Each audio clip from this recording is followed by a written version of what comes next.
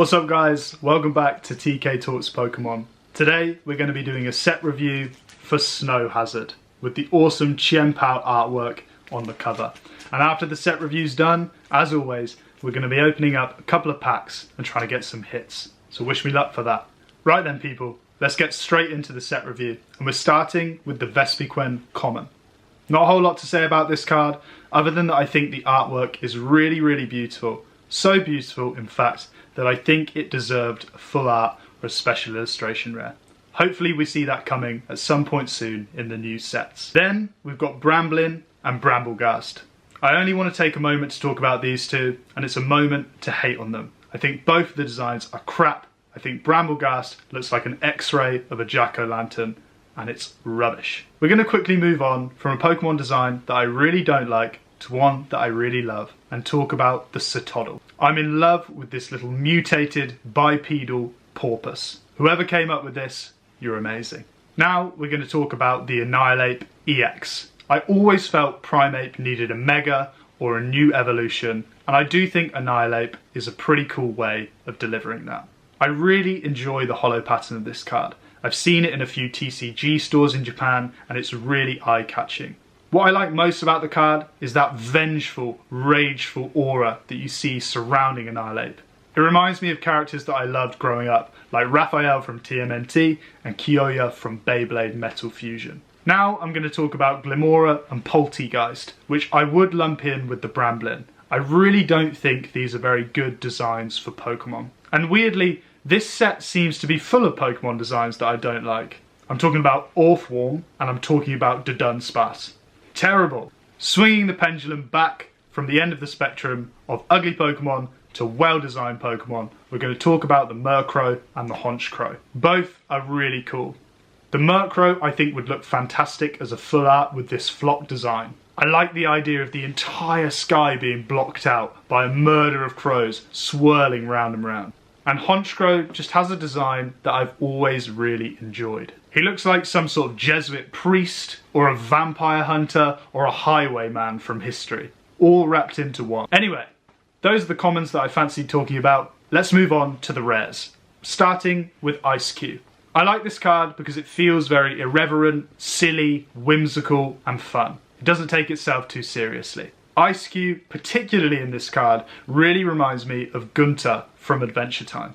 I really enjoy any card set in the home, and I particularly enjoy that these two are up to mischief together. Brings back really good memories of my own childhood. Next, we're going to talk about a trio of absolutely fantastic cards. The Frigibax, the Arctibax, and of course the Baxcalibur. The art style in these cards just goes so hard.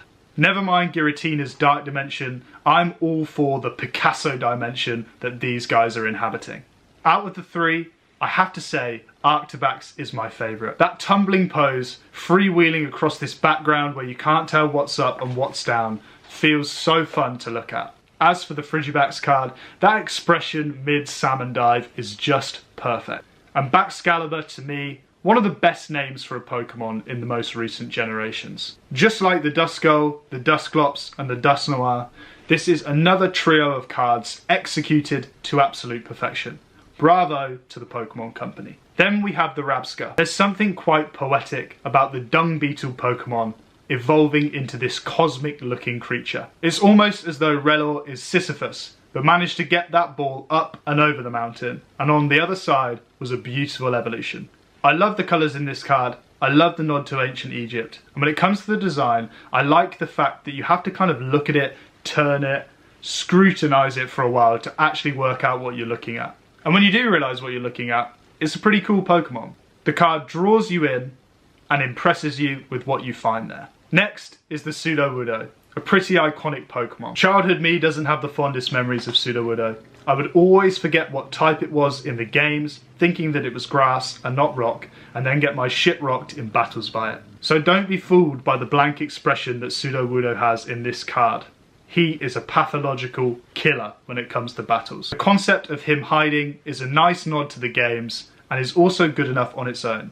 But the addition of the beautiful dappled sunlight, the colours and the holo pattern of this card really elevate it to one that I can completely understand people wanting to have in their collection. Next is the Wo-Chien X. I think this card is an absolute heater. The greens are so rich. When I look at the card, I can close my eyes and I'm instantly transported to some of the beautiful forests in the UK. Even more than the Tapu Bulu in the Night Wanderer set, this card brims with the quiet power and gentle, knowing aura of a true guardian of the forest. The design of Wo-Chien reminds me a little bit of Sasori from Naruto, as though there might be some smaller creature hiding within, operating a puppet-like outer body. I really love the logistical elements to this card, where it has you kind of peering into a glade.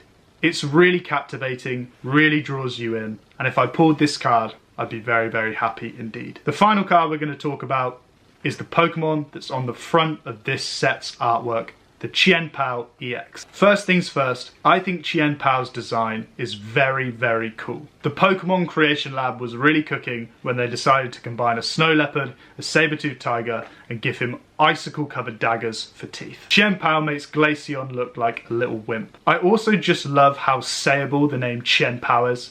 It reminds me of something I'd shout when I punched my brother as a kid. You would think this name, this design, the setting of a swirling snowstorm would make this card cool. However, in reality, I actually find the composition of this card a little disappointing. Of course, I wouldn't be mad if I pulled it, but I certainly think it could have been done better. Okay guys, for those of you who didn't get a good look at the artwork when I flashed them at the start of the video, this is what it looks like. And now let's get into opening the cards. First off, we've got the Gothitelle. Ah, the little Gothita. We've got Marill, another super cute Pokemon. The Bramlin. I would chuck it in the trash, but I'd never chuck a Pokemon card in the trash. Someone will love you, I'm sure. And what have we got there? Is that the Copperaja? That holo pattern's pretty nice in real life. It looks powerful. It's weird to see a trunk with claws. That's an interesting concept. Anyway, let's move on to the next pack. Let's see if we can pull that Arctobax. So we've got the Masquerain. We've got this little guy whose name I always forget. We've got the Snova. Love this Pokemon. We've got the Glimora. Not a fan. And the Sinistea. Interesting.